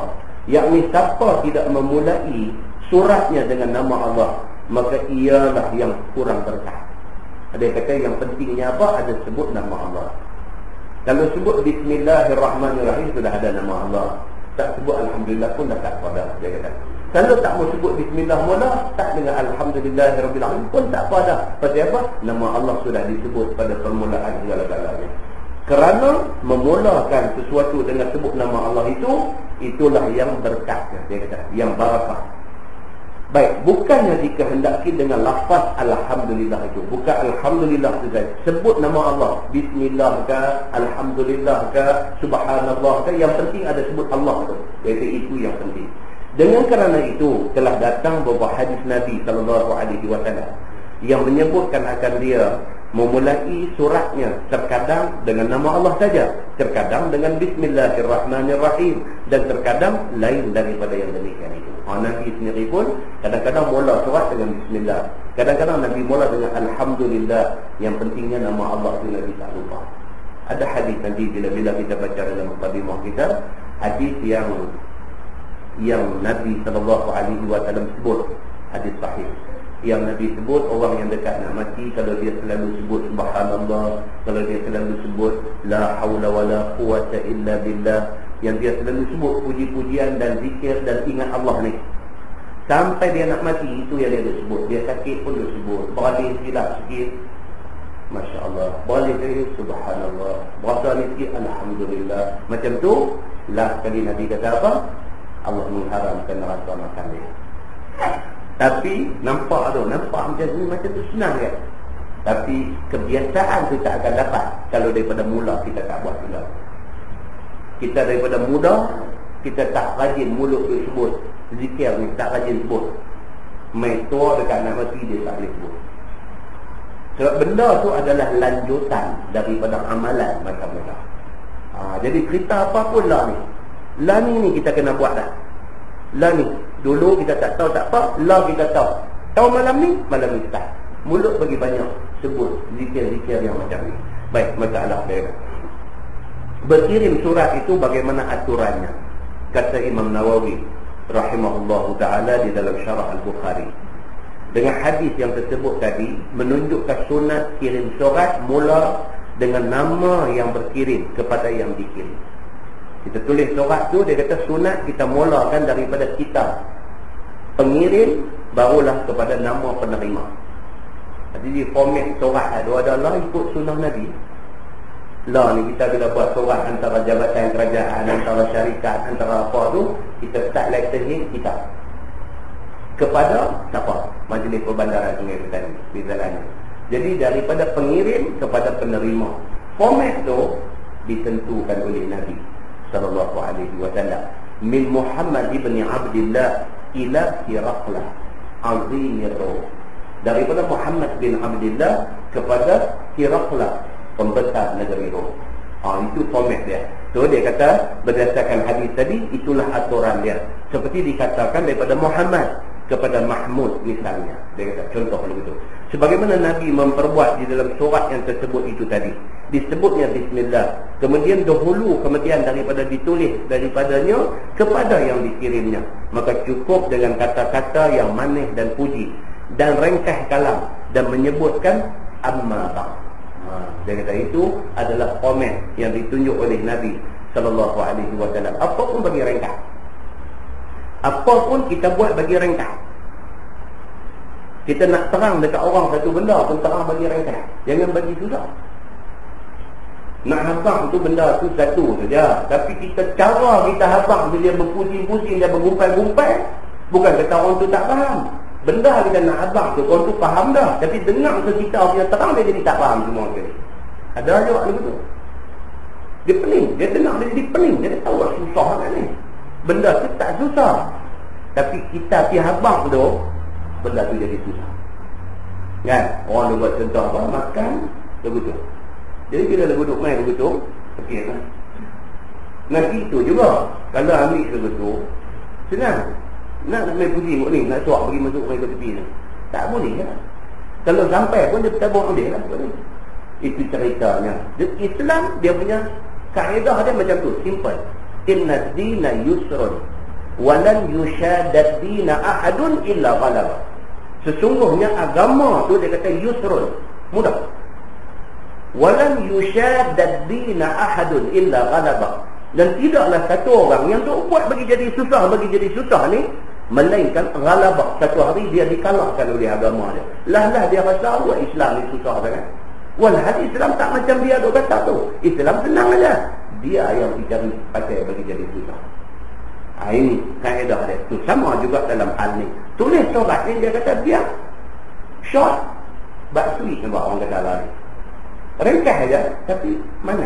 Orang mudah faham, orang tak rasa lenguh dengan benda-benda macam ni. Baik, masalah. Berkirim surat itu tak bolehkah disebutkan nama yang kena kirim lebih dulu?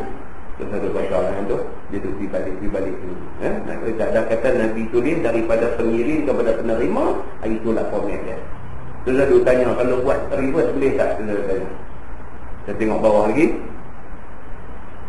Masalah, mengapa Rasulullah tidak dikatakan Malikir Rum dan dikatanya Azimir Rum dan surat tadi? Nabi tulis ila Hiraqla Azimir Rum. Dia tak tulis Malikir Rum. Malik maksudnya raja, Azim maksudnya pembesar.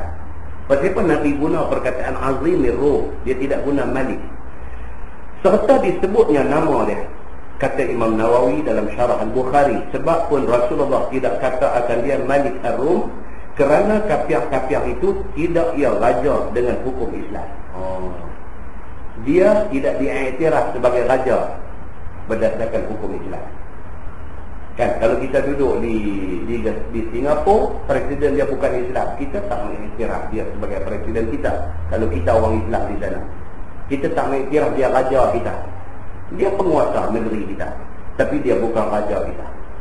Sebab jawatan itu hanya boleh ditandang oleh orang Islam. Dia macam tu. Hanya orang Islam saja yang boleh menjandang tu. Bangsa tak kira. Hang bangsa Cina ke, hang bangsa India ke, hang bangsa apa, itu tak penting. Yang penting hang Islam. Hang Islam, hang boleh duduk bangku sebagai raja kami. Hang tak ada Islam, hang tak boleh jadi raja kami. Kalau daripada sistem yang ada, hang naik jadi presiden pun, kami tetap menganggap hang penguasa kami saja. Hang bukan raja kami. Itu maksud dia. Kerana pemerintah Rom itu dia bukan raja dari segi hukum Islam. Dan tiada kekuasaan memerintah bagi seseorang melainkan orang-orang yang diangkat akan dia memerintah oleh Nabi SAW, ataupun orang yang diangkat Nabi itu mengangkat pula orang lain menjadi pemerintah akan seseorang, yakni dengan izin Nabi SAW. Itu dia. Nabi lantik dia, okey jadi. Ataupun Nabi lantik dia, dia lantik pula orang lain kerana dia rasa dia tak mampu, dia lantik pula orang lain dengan izin Nabi. Okey. Orang tu dia iktiraf, dia kata. Ini masa Nabi hidup dulu. Yang ni dengan syarat-syarat dia. Dan ada pun lulus beberapa hukum daripada kafir itu, ialah lulus kerana darurah juga. Kalau ditakdirkan duduk dalam negeri yang orang kafir memerintah, apa juga keputusan hukum, apa undang-undang yang dia buat, kita ikut dalam keadaan darurah, dalam keadaan darurat. Bukan kita reba dengan dia. Kita terpaksa nak buat macam mana itu sistem yang ada, dan dia pula terpilih dengan sistem yang ada itu, kita tak mengiktiraf dia sebagai ketua kita. Keadaan itu darurah. Kita menerima dia kerana sistem yang ada ni, hati kita tidak reba, dia menjadi pemimpin kita. Itu Islam dia macam tu. Baik. Masalah menulis amma ba'ha, dia bincang dia benda ni. Yang kata amma ba'ha, dia kata di dalam surat-surat kirim dan juga dalam khutbah-khutbah, adakah dia disuruh oleh syarak? Dia kata Imam Nawawi, rahimahullah ta'ala sunat menggunakan ataupun memakai amma ba' di dalam khutbah ataupun dalam surat-surat yang dikirim. Maka sesungguhnya telah didatangkan oleh Imam Bukhari rahimahullah ta'ala pada masalah ini satu bab di dalam kitabul Jumu'ah, di dalam kitab sahihnya. Makna benda tu sunat amma ba'. Tulis surat dekat Majlis Bandaran Sungai Petani dah, tulis amma ba', tulis itu. Ya, kata ni apa dia ni, tulis amma ba'. AMMA lepas tu DA koma kan, DU amma ba'du kan. Kalau dia apa nama ni yang dipertua MPSC pun main mengaji malam ni, tak apa dia tahu. Kalau dia tak main malam ni, dia heran. Dia harap kan Melayu mana itu dia jadi tu amma ba'. Itu sunnah dia kata, pada Nabi sentiasa sebut dan sentiasa tulis benda tu. Baik, kemudian tajuk dia kata maja'a fi khatmil kitab. Itu bab yang datang pada menyatakan hadis yang membicarakan tentang materi surat kirim, materi. Kalau Allah kata rubber stamp, boleh tak boleh? Islam bagi tak bagi kita pakai rubber stamp. Kita buat surat, last sekali bubuh satu rubber stamp. Imam masjid apa kata dia tu, rubber stamp. Ada tak ada kaedah rubber stamp ni dalam Islam? Ketahuilah saudaraku, seorang itu harus bagi dirinya mengadakan materi. Dia kata boleh. Kita nak pakai rubber stamp boleh. Yang ni cap namanya di atas perak ataupun di atas apa-apa bentuk galian. Yang ni yang lain daripada emas. Boleh. Kalau hari ni daripada rubber, tu panggil rubber stamp. Kalau perak dia panggil perak stamp. Kan? Macam Nabi dulu dia pakai perak stamp. Kan dia buat apa nama tu daripada perak untuk nak cok tu. Tu nak pakai benda tu material dia nak pakai perak dah. Nak pakai copper kan, nak pakai besi kan, nak pakai apa terpulang. Kita pakai getah untuk dijadikan rubber stamp tu. Nabi dulu dia buat daripada perak. So yang tak boleh daripada emas. Emas tak boleh. Emas tak boleh. Emas ni dalam rumah kita berjana ayam ke, pinggan, gelas minum tak boleh. Tak boleh guna berjana, gelas, pinggan apa semua daripada emas. Itu ada hadis yang melarang dia. Tak boleh. Gigi emas tu tak ada. Gigi emas tu bukan emas tu pun. Color dia saja emas. Kan? Baik. So dia beritahu di sini. Pakai rubber stamp ni, dia kata itu benda tidak salah. Maka faedah mengadakan itu, iaitu apabila seorang hendak kirim surat ataupun buat satu surat perjanjian, maka boleh taruh cap itu, ganti sign. Sin alif ya nun tu sign. Dia tulis orang putih juga. Sign. Kan? Bukan law aja. Law kan, apa nama khatib tu baca teks khutbah tu. Sekarang ni budak-budak muda baru balik daripada Mesir, daripada apa tu kerja di Jabatan Agama. Dia pun budak muda. Mereka bukan mengaji sekolah pondok, mereka mengaji sekolah mengaji orang putih apa semua ni. Bila mereka balik main, mereka lah tidur jadi panel sekarang khutbah jemaat ni. Dia lah perkataan yang orang lama ni susah sikit. Kumkit kan, committed tu eja kumkit kawaw mimya tayadan kumkit kan. Jadi kalau tu imam ni dia memang rajin untuk membaca, dia boleh agak lah kumkit ni committed lah ni, dia boleh agak. Kalau hak tak rajin ni dia sebut macam apa tu Ustaz Ismail kamu kata sebut kemetot kan, dia baca kita umat Islam mestilah kemetot committed. Dia kata kita orang Islam ni kena committed. Kalau buat apa-apa dia tak pernah dengar committed, yang dia biasa dia dengar kemetot. So dia sebut kita orang Islam ni mestilah kena kemetot. Nek kamu Ustaz nek kamu kan, dia kata begitu kan. Boleh jadi budak tu macam-macam lah perkataan-perkataan ni. Dia guna perkataan di sini, dia kata maka boleh juga cok tu digunakan sebagai ganti kepada sign, signature, tanda tangan nama sendiri. Maka demikian itulah diperbuat orang daripada zaman Nabi kita sampailah kepada kita hari ini. Ada yang memakai yang demikian itu. Dari zaman Nabi dah ada cok ni. Sampai hari ini dia kata benda itu digunakan pakai. Dan Nabi kita sendiri telah memperbuat demikian itu, seperti yang tersebut di dalam khabar hadis yang dikeluarkan oleh Imam At-Tirmizi. Kata dia an Anas bin Malik radhiyallahu anhu qala lamma arada Nabiullah sallallahu alaihi wasallam an yaktuba ila al-ajam qila lahu innal ajam la yaqbaluna illa kitaban alaihi khatam. Dia kata, diriwayatkan oleh seorang sahabat Nabi SAW, nama dia Anas bin Malik radhiyallahu anhu. Tak kala menghendaki Nabi SAW membuat surat kepada orang ajam. Nabi bila nak tulis surat kepada orang yang bukan Arab. Ajam ni maksudnya bukan Arab. Sebab orang yang duduk di bagan ajam, bagan tu semua orang bukan Arab tu. Kan? Ajam ni maksudnya bukan Arab. Dia panggil ajam. Baik, jadi dia kata Nabi bila nak tulis surat kepada orang-orang ajam, termasuk orang bagai ajam, dia kata yang ni ahli Rom. Rom bukan Arab. Rom dia bukan Arab. Nabi bila tulis surat dekat mereka ni, maka dikata orang kepada Nabi SAW, ya Rasulullah, bahawasanya orang-orang ajam, orang bukan Arab itu tiada terima mereka itu surat, melainkan surat yang ada di atasnya cap nama yang mengirimnya. Biar Nabi nak buat surat kepada Herakla, dia azim Rom, dia orang besar Rom. Maka sahabat Nabi yang banyak berjalan ni, dia kata, dia bagi pandangan daripada kat Nabi. Dia kata, ya Rasulullah, kalau surat ni nak dihantar ke Rom, Rom ni mereka bukan orang Arab. Mereka ada sistem mereka. Surat kalau main dekat mereka pakai cop, baru mereka anggap kata surat ni surat yang penting, mereka baca. Kalau surat main tak ada cop, mereka buang terus. KIV terus, mereka tak baca, mereka tak tengok langsung surat tu. Sahabat beritahu dekat Nabi macam tu. Bila didengar oleh Nabi SAW akan kata orang yang demikian itu, maka ia pun bersedia memperbuatnya. Jangan tengok Nabi. Benda ni bukan benda ibadat, maka tak ada masalah untuk Nabi itu. Benda yang bukan ibadat, Nabi berjalan, jumpa ada dua orang duduk atas pokok kurma, duduk buat sesuatu ke pokok kurma. Nabi tanya, apa buat apa? Mereka bila Nabi tanya, rasa bersalah lah, rasa salah ke benda yang kita buat ni. Dia berkata, ya Rasulullah, kami duduk, apa orang lah kata, kami duduk pokok ni, kami ambil daripada pokok yang buah baik punya, kami main kami nak bagi pokok ni pun buah dia baik. Habaq macam tu dekat Nabi.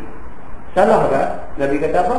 Nabi kata, antum a'lamu bi umuri dunyakum. Nabi kata, hampa lebih faham tentang urusan dunia hampa.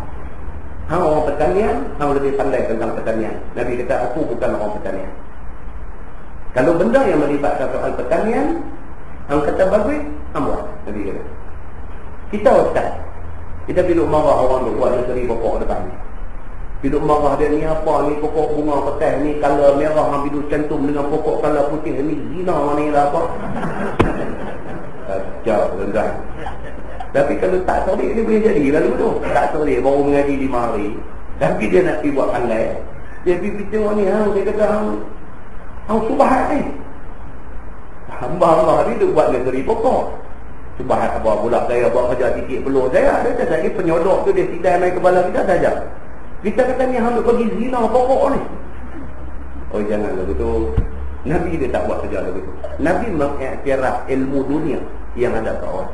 Nabi iktiraf. Garis panduan ada. Tapi ilmu tu sendiri hang lebih pandai. Hang a'lamu bi umur dunyakum. Hang lebih alim, lebih faham tentang urusan dunia hang buat. Komen kita, dia lebih tahu tentang komen ni. Kita jangan tidur macam jambak. Kita boleh tanya aja, kita boleh tanya aja, kata ni hang tangan minyak banyak ni, hang semayang macam mana? Macam tu boleh tanya. Hang lohok acak apa semua, semayang macam mana, minyak apa semua ni. Kita nak abang kat dia jangan tinggal semayang, tapi kita tak boleh cakap dengan dia semayang. Tak lagi jadi tak elok, kita tak pandai berdakwah, kita tak erti bahasa. Cakap indirect. Cakap indirect. Minyak boleh keluar kalau basuh. Kita nak cakap benda lain, tapi kita serik, kita cakap macam tu. Oh dia kata jenuh je nak cuci ni.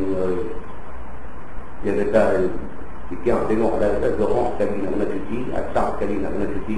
Kita faham kata dia semayang. Jadi tak apa, susah sikit tak apa, tak nak Tuhan nanti bagi lebih kat kita. Cukup, tak risau jalan. Itu orang bijak, cara dia bercakap macam tu. Orang tak bijak dia bercakap boleh jadi macam-macam. Boleh jadi bergaduh dengan orang semua kalau tak bijak. Nabi SAW cukup bijak. Nabi yang khizir, yang amanah, yang tabligh dan fatanah. Fatanah ni bijak Nabi.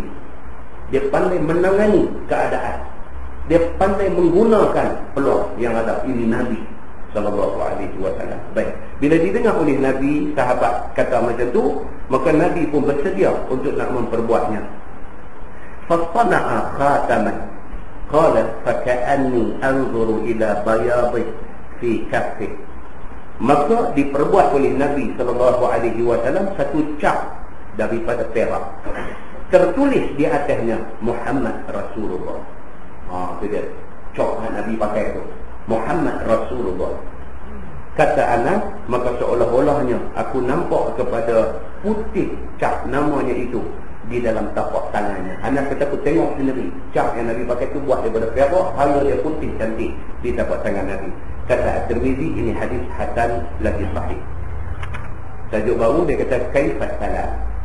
Itu bab yang pada menyatakan bagi salam pada orang yang jaga di kalangan orang yang tidur bagaimana. Tuan, hadis ni namanya macam tu dia bincang. Kita pergi di tempat, ada 15 orang duduk tidur, ada 5 orang tak tidur lagi. Kita sampai. Kita nak bagi salam kat 5 orang ni, tak 15 tidur, tak bagi salam apa, kan dia tidur. Kita nak bagi dekat 5 orang ni. Cara nak bagi salam dekat 5 orang ni macam mana? Assalamualaikum. Dia betul lah. 15 lagi pakai jaga habis. Hamba Allah ni dah ada penyakit insomnia. Insomnia ni penyakit jadi tak boleh tidur. Ni lah ni ramai orang kena penyakit ni, tak boleh tidur. Tak tahu nak buat apa. Pusing kiri, pusing kanan, bangkit duduk, berai kaki, berjalan, peluang, masuk pula ambil ayat semayang, tak boleh tidur. Betul dah dia ada penyakit payah nak tidur, kita pergi Assalamualaikum, jaga-jaga sampai pagi tidur, tak boleh tidur lah. Tak boleh tidur sebab siap dengan marah kita buat sekali. Tak tahu saya kata pergi mengaji di mana, pergi jadi lemuri, dia kata anak nama saya juga lah. Dia itu ikut nak dalam turi, dia lah tadi. Kita pun tak abang tu betul. Ni dia nak beritahu ni. Sampai macam ni pun Islam beritahu. Tuan-tuan, cantik Islam. Cukup cantik. Benda kecil ni pun Islam beritahu. Ketahuilah saudaraku, ini satu pengajaran bagi kita yang suka mentiarkan salam kepada saudara-saudara dan suka untuk nak mencapai pahala. Nampak dia start dia punya intro dia macam tu. Dia kata bagi orang yang excited. Tuan-tuan, kita adalah hidup kita. Tak kiralah umur kita berapa pun Tuhan nak bagi. Kita tak kena hidup sampai 65, ke sampai 75, ke sampai berapa umur, wallahualam. Tapi dalam satu tempoh hidup kita ni, kita akan melalui satu ketika kita ni jadi, orang kata dia over excited. Dia baru dapat reti tentang agama ni. Dia macam tu. Akan ada. Dalam tempoh hidup kita ni, kita akan lalu keadaan tu. Semua orang sama aja. Ustaz pun sama, engineer pun sama, businessman pun sama, doktor pun sama. Dia akan ada satu time tu. Satu time tu dia dapat Islam ni, dia jadi macam orang kata macam kemaruk dengan Islam ni. Dia punya nak belajar, dia punya nak mengkaji, dia punya nak cari, dia punya nak beramal, dia nak sebarkan Islam dia. Macam tu. Maka ramai daripada orang yang kena cultural shock ni, yang dia buat silap. Dia buat silap. Banyak kita tengok. Dan tak lama lepas itu. Tak lama. Setahun, 2 tahun, kadang-kadang 3 tahun. Macam mana dia naik macam tu dia pacak turun. Dia tinggal Islam terus lepas itu. Benda ni sudah menjadi catatan sejarah. Sejarah kemanusiaan. Ramai orang jadi macam tu. Maka kerana itu Islam ni dia main dengan satu apa, dia kata wa khairul umur awsatuha. Sebaik-baik perkara tu kita intermediate. Jangan terlebih, jangan tertinggal hidup di belakang. Kita intermediate, kita moderate. Kita memahami Islam. Kita bukan terkejut dengan ilmu Islam, kita memahami Islam. Maka Islam dengan kita jadi harmoni. Kita selesa dan kita tak membawa ketidakselesaan pada orang. Dia macam tu. Seperti mana Nabi SAW bawa Islam macam tu. Dia cerah. Dia bukan cukup bila tu. Dia cerah masuk dalam hati. Orang yang ikut dakwah Islamiah yang dibawa oleh Nabi SAW, dia jadi cantik. Dia cerah, dia jadi rata, dia jadi sempurna. Islam yang masuk dekat dia. Ini dia nak beritahu ni. Dia ni tulis kitab ni 40, 50, 60 tahun dulu. Dia sudah sebut benda ni. Dia kata apa? Dia kata ada golongan manusia ni yang dia suka nak mensiarkan salam kepada saudara, kepada kawan-kawan, dan dia suka mencari pahala. Dia excited. Apabila engkau melalui orang-orang yang tidur dan ada di dalamnya orang-orang yang jaga, maka hendaklah kamu bagi salam kepada orang yang jaga itu, sekiranya didengar dan tidak didengar oleh orang tidur. Nampak? Dia tu orang ni benda tu. Kita main, orang duk mengaji kitab ni, kita main lambat. Kita main 3 orang. Kita tu kita semayang jemaah hati di hujung tu. Bacaan kalau hak jadi imam ni kena baca macam mana? Kena baca sekira-kira suara dia dengar kepada 2 orang belakang dia cukup. Itu orang bijak. Hak tak bijak ni, dia main-main tu, kita duk mengajar sini. Bismillahirrahmanirrahim. Dia tarik lagu tu. Kacau. Semua orang pegang balik, tengok ni, dia mana ni kata. Baru mengaji 2 bulan. Semangat dia tu. Yang dia tahu bila jadi imam bacaan mesti kuat. Itu yang dia tahu. Dia tak tahu ada waktu-waktunya. Kuat tu kuat macam mana? Kuat kependengaran makmum yang ada di belakang sahaja. Pasal apa? Pasal lagi kuat daripada tu dah mengganggu orang lain dengan aktiviti lain. Nampak tuan-tuan? Dia nak kenal tu. Nak tiun pergi masuk ke tahap orang yang reti tu. Nak tiun masuk tu. Kadang-kadang susah. Dia di poingkat apa orang kata nera nak jadi apa dia panggil tu. Ayam nera tu berbuih nak jadi tua. Masa tu yang kacau tu masa tu yang orang tak fir, orang ni tak fir masa tu. Lepas 2 tahun, lepas 3 tahun baru dia dapat lagi maklumat lain. Bukan tak betul juga. Dia kata ada juga hadis yang mengatakan boleh buat macam tu. Cuma hadis tu kurang kuat. Pergi balik. Tapi 3 tahun kemudian. Tapi masa 3 tahun lepas dia dah kata orang salah. Nak bosan balik jadi leceh. Nampak tu kan? Ilmu ni dia tak boleh selesai dalam setahun, dalam 10 tahun. Ilmu ni proses sepanjang hayat.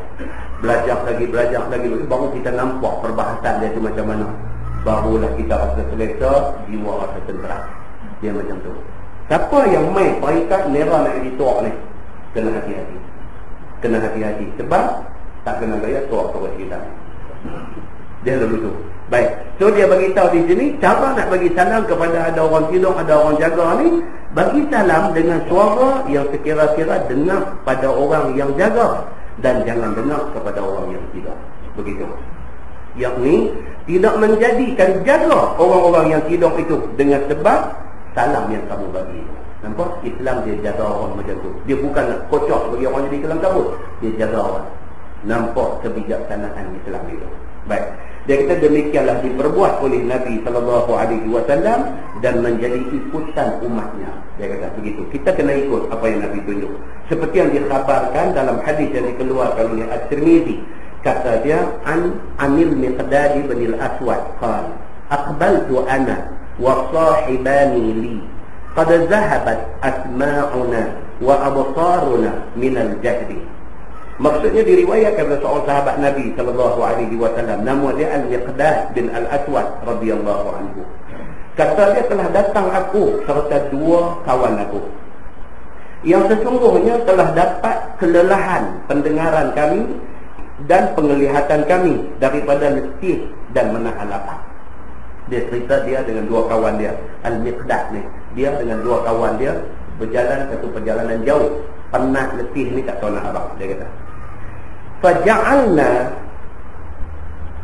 faja'alna na'ridu anfusana ala ashabil Nabi sallallahu alaihi wasallam falaysa ahadun yaqbaluna. Maka apabila kami rasa diri kami penat dan letih tu, maka jadilah kami ini membawa diri kami mengadu lapang kepada sahabat-sahabat Nabi sallallahu alaihi wasallam.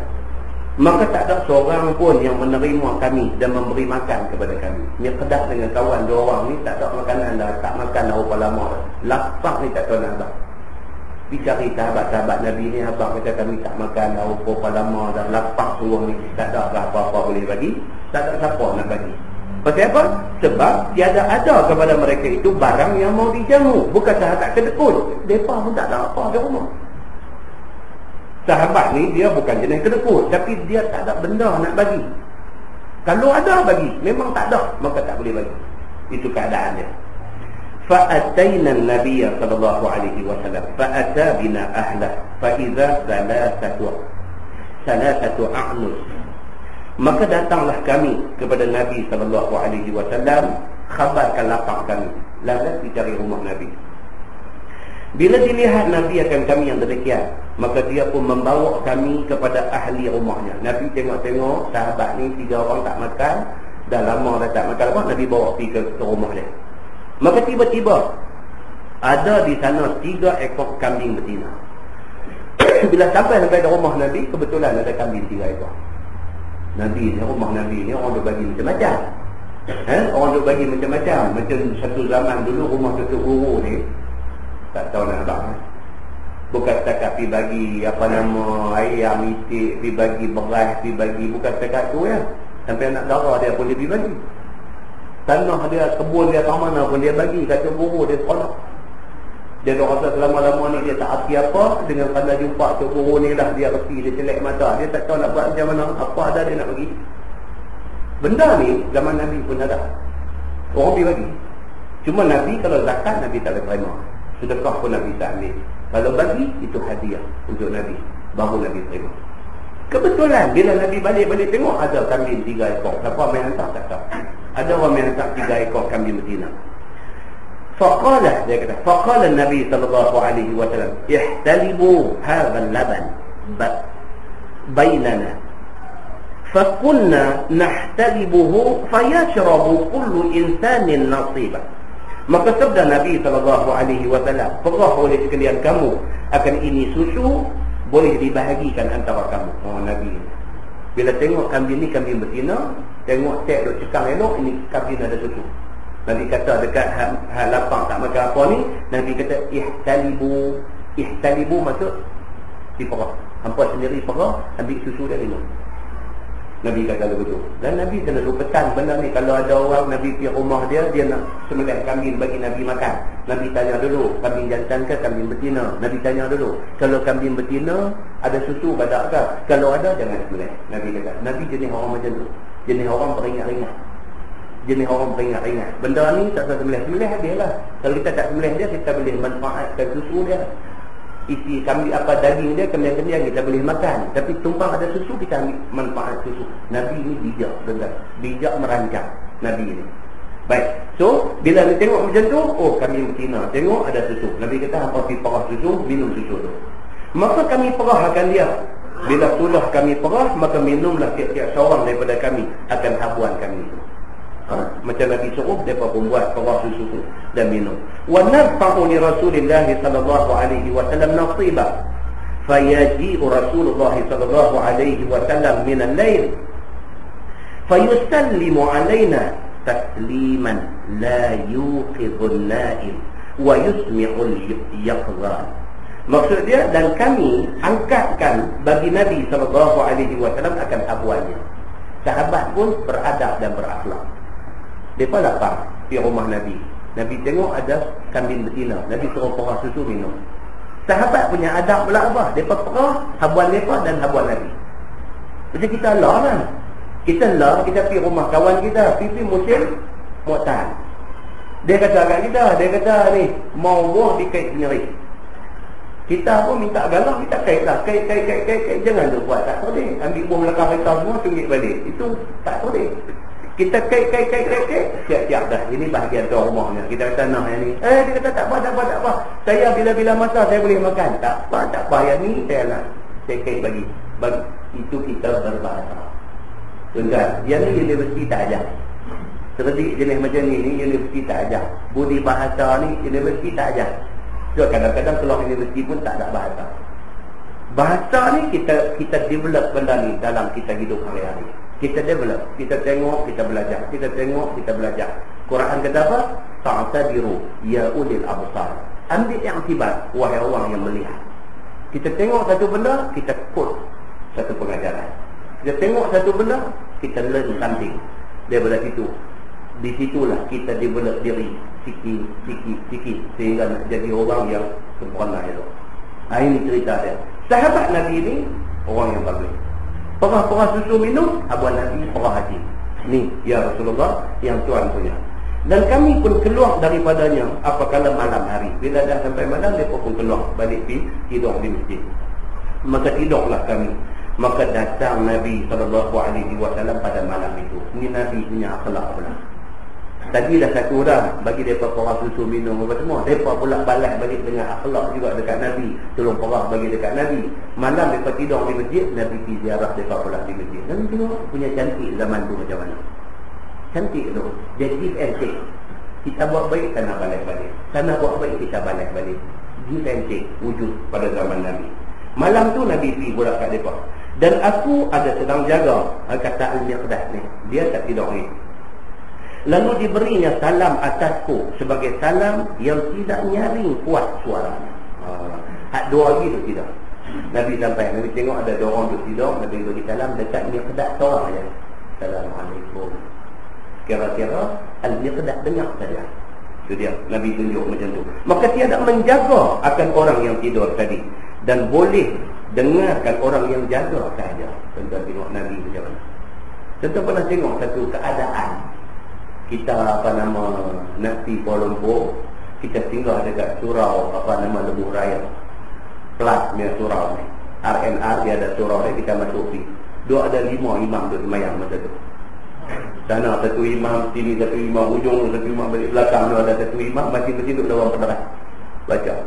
Semua tu juhala, jahil belakang. Itu ceritanya. Kalau di tuan-tuan pergi di Mekah, di Madinah, tuan-tuan buat perangai lagu tu. So Arab dia main tabuh di belakang.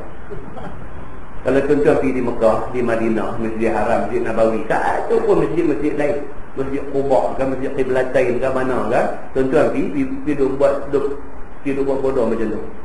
Sana tu semayang satu imam, kita form satu lagi imam di sini semayang. Pergi buat lawan, baca duk lawan derat. Arab dia main, dia kata apa? Haram, dia kata. Debuk dia tabuh dia belakang kiri. Kita kata Arab pakai jubah saja, orang semayang kacau. Kita kata dia kacau kita. Nah, perbuatan kita itu haram. Tak boleh dalam satu waktu ada 2 jemaah duduk semayang. Tak boleh. Jemaah duduk semayang tu dia semayang tamam. Kita ni nak musafir, kita nak buat jamak dan qasar, kita kena ikut dia. Maka kita buat semayang jamak sahaja, tidak qasar. Dia semayang zuhur 4 rakaat. Kita ni musafir, kita nak buat 2-2. Kalau kita nak buat 2-2, kita kena tunggu sampai jemaah tu habis semayang, baru kita semayang jemaah kita saja 2-2. Ataupun cara yang kedua, mereka duduk semayang, kita pergi join, kita semayang 4 rakaat. Habis dah lagi, kita jamakkan dengan asam yang juga 4 rakaat. Itu kaedah yang agama tunjuk. Tapi dengan tak hati ni, tu ada 5, sini ada imam sana, kita masuk dalam surau tu, dia jadi sakit. Awaklah orang tak hati, benar-benar macam tu pun orang tak hati. Tentang, nampak? Pasal apa tak hati? Pasal kita tak mau nak ambil hati. Pasal apa? Pasal kita tak hati. Maka akhirnya dia jadi ketusutan dia jadi. Itu ceritanya. Baik. Jadi dia kata ni Nabi SAW dia jaga macam tu. Sambung dia kata summa ya'til masjid fayusalli summa ya'ti syaraban fayashrabu. Maksud dia kemudian daripada itu datanglah Nabi ke masjid, lalu sembahyang dia akan sembahyang tahajud. Itu dia kata Nabi. Tapi tengok depan duduk di Lenggah tepi masjid apa semua, Nabi naik ke masjid sembahyang tahajud. Kemudian datang Nabi kepada minuman susunya, lalu minum ia akan dia. Susu ada patulung perah dari ni. Nabi balik pergi, Nabi minum susu yang sahabat ni tolong perah tadi. Kata Tirmizi, ini hadis hasan lagi sahih. Kata Imam Nawawi rahimahullah ta'ala di dalam kitab Al-Azkar, adapun apabila memberi salam seseorang atau orang yang jaga, yang ada di sisinya mereka orang yang tidur, maka sunat mengeluarkan suaranya sekira-kira berhasil dengar pada orang yang jaga sahaja, dan tidak menyebabkan jaga orang yang tidur. Tuan-tuan tengok macam mana Islam, macam mana Islam ni cantik. Itu sebab timbul masalah lah ni. Timbul masalah orang kata subuh, nak semayang subuh, bolehkah kita mulakan dengan tarhib? Ya Arhamar Rahimin Arhamna. Daripada pukul 5 tu tarhib lah. Pukul 5 letaklah tarhib ni. Orang tu tidur lagi, anak kecil ada dalam rumah orang apa semua dengar. Lima dah jaga dah tak boleh nak tidur dah. Sedangkan tarhim itu sendiri tidak sabit daripada 6 hadis. Tak ada. Azan itu ada. Itu dah memang masuk time dan orang Islam dah kena bangun dah pada masa tu. Kita tak boleh kata kesian daripada nak tidur, kita tak sabar. Tak boleh. Pasal itu suruh daripada agama. Hak tadi ni tidak ada suruh daripada agama. Maka tarhim yang mengganggu orang yang ada keliling ni boleh ke tak boleh? Itu dibincangkan panjang. Dengan mengambil kira hadis-hadis yang macam ni, Mekah Madinah pun tak ada tarhim. Bukan masalah mereka ni apa nama Wahbi ke, mereka ni Hambali ke, bukan pasal itu. Pasal benda tu memang agama tak bagi. Kita kacau orang tidak ni. Kecuali ada sebab-sebab lain. Macam Nabi, dia gerak anak menantu dia bangkit sembahyang malam, sembahyang sunat madah, bukan setiap malam. Ada malam-malam tertentu Nabi digerak mereka. Kalau tak gerak, budak muda ni pun tak bangkit. Nabi digerak itu. Jangan diterlalukan benda tu. Sebab hak badan mereka juga perlu dipastikan dia ada hak tu. Ini agama. Contoh macam ni. Ini agama. Maka kata Imam Nawawi, berkata Al-Imam Abu Muhammad Al-Qadhi Husain dan Al-Imam Abu Al-Hasan Al-Wahidi dan lain daripada kedua ni adalah ashab kita, dan disyaratkan bahawa ada jawab salam itu dengan segeranya. Maka jika dilambatkan kemudian dijawabnya tiada terbilang jawab. Ini resi jawab salam. Orang bagi salam kat kita tengah jam baru kita jawab. Itu tak dianggap jawab salam. Assalamualaikum Ustaz. Kita duduk senyum tak tahu. Lepas tengah jam, Waalaikumsalam warahmatullahi wabarakatuh. Ustaz terima kasih. Tengah jam nak fikir nak jawab ke tak? Kan? Maka dia beritahu di sini, dia kata kalau dah terlebih masa lambat sangat baru jawab, tidak terbilang itu sebagai jawab salam, dan jadilah berdosa dia dengan sebab meninggalkan jawab yang segera itu. Begitu nah, wallahu a'lam. Lepas ni insya-Allah kita masuk bulan depan ada lampau yang saya ada. Ya. Bulan depan insya-Allah kita sambung bab ma jaa fi karahiyatit taslim ala man yabur. Ini sobat juga. Dia kata ditegah bagi salam kepada hamba Allah tengah duduk penting. Kawan duk buang air dalam bilik air tu kita pilih Assalamualaikum, buat begitu pula, ada lagu pula. Kawan duk dalam tu. Kawan duk begitu. Assalamualaikum gitu bunyi dia. Tak boleh lah. Kan tak boleh. Dia kata jangan main borong aja. Tahu kata sunat bagi salam ni sampai tak tahu orang tu buat apa, sampai tak tahu macam mana cara nak bagi salam. Dia ada garis panduan dia. Lepas itu dia masuk fi karahiyati an yaqula alayka salam mubtadi'an. Tak boleh kita mula nak bagi salam dekat orang, kita mula dengan alaikumussalam. Tak boleh. Jawab tak apa. Orang bagi salam kat kita, Assalamualaikum, kita jawab balik, Alaikumussalam warahmatullahi wabarakatuh. Tapi kita ni mubtadi'an, kita mula bagi salam, kita kata Alaikassalam, tak boleh. Bersabit daripada hadis, orang mai bagi salam kat Nabi, Alaikassalam ya Rasulullah, Nabi tak jawab. Dia kata lagi, Alaikassalam ya Rasulullah, Nabi tak jawab. Alaikassalam ya Rasul 3 kali.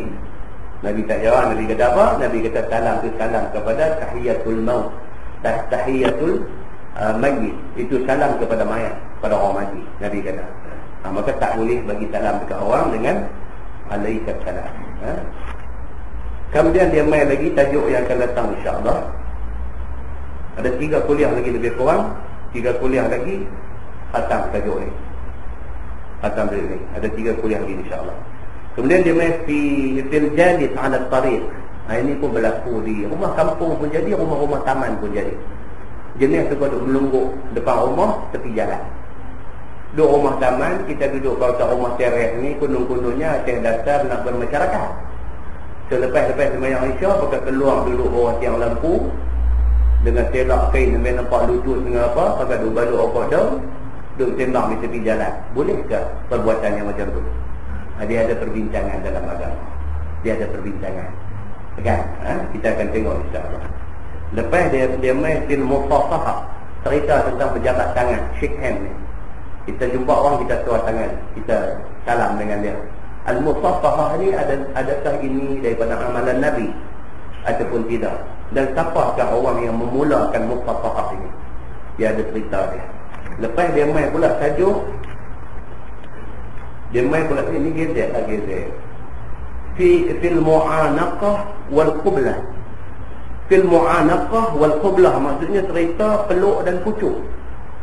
Tuan-tuan tengok apa nama Hamas dengan apa Fatah Saudi panggil pergi berbincang di sisi Kaabah, kan?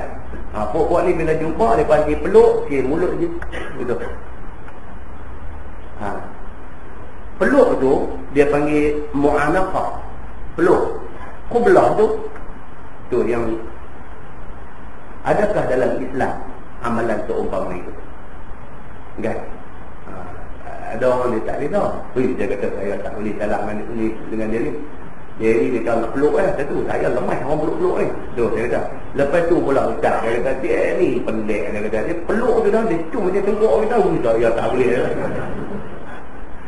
Kan? Peluk tu dah kan. Cepat kata cium macam tengkok. Kita mahkamah peluk rumah. Kita tengok dia begitu macam kan. Baik. Ada tak ada ni cerita Al-Qublah ni. Cerita cium ni ada tak ada. Kan? Arab kadang-kadang dia tak peluk, dia belah-belah pipi ya. Kanan, kiri, kanan. Ada yang kanan, sekali, kiri, sekali. Kita kata, dah betul-betulnya dalam agama macam mana? Kita nak tengok yang tu. Dan kita clear. So, bukan semua Arab buat betul. Bukan semua Arab buat betul. Arab pun orang Melayu lah, ada mengaji, ada tak mengaji. Semasa mata Arab, dia tak betul semua. Arab yang mengaji, baru betul. Itu cerita dia. Kemudian dia main cerita qublatul yad warid. Cerita cium tangan ni ada tak ada dalam Islam? Cium tangan. Dan juga apa nama cium kaki. Ada tak ada dalam Islam? Dia akan bincang, dia ada hadis dia. Kita akan jumpa dan kita akan tahu cerita betul-betulnya macam mana dan banyak lagi lah. Tu gedek banyak ni.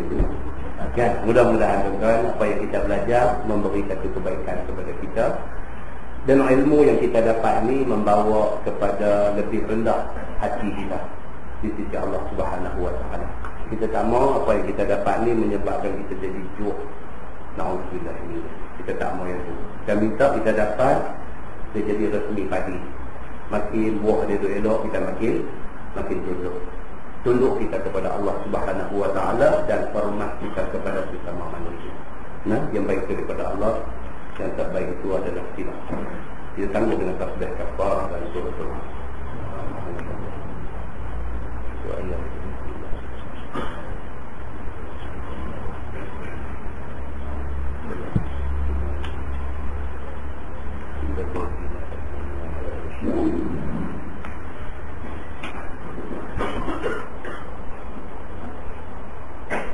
اللهم صل على محمد في الأولين والآخرين وسلم رضي الله تبارك وتعالى عن ساداتنا أصحاب سيدنا رسول الله أجمعين. بسم الله الرحمن الرحيم.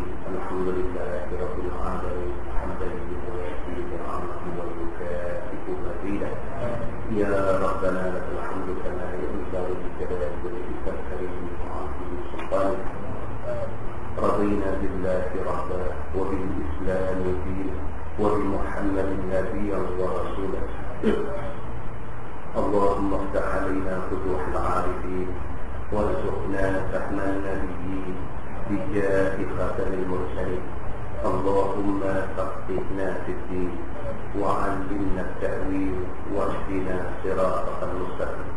اللهم أرنا الحق حقا وارزقنا اتباعه وأرنا الباطل باطلا وارزقنا اجتنابه.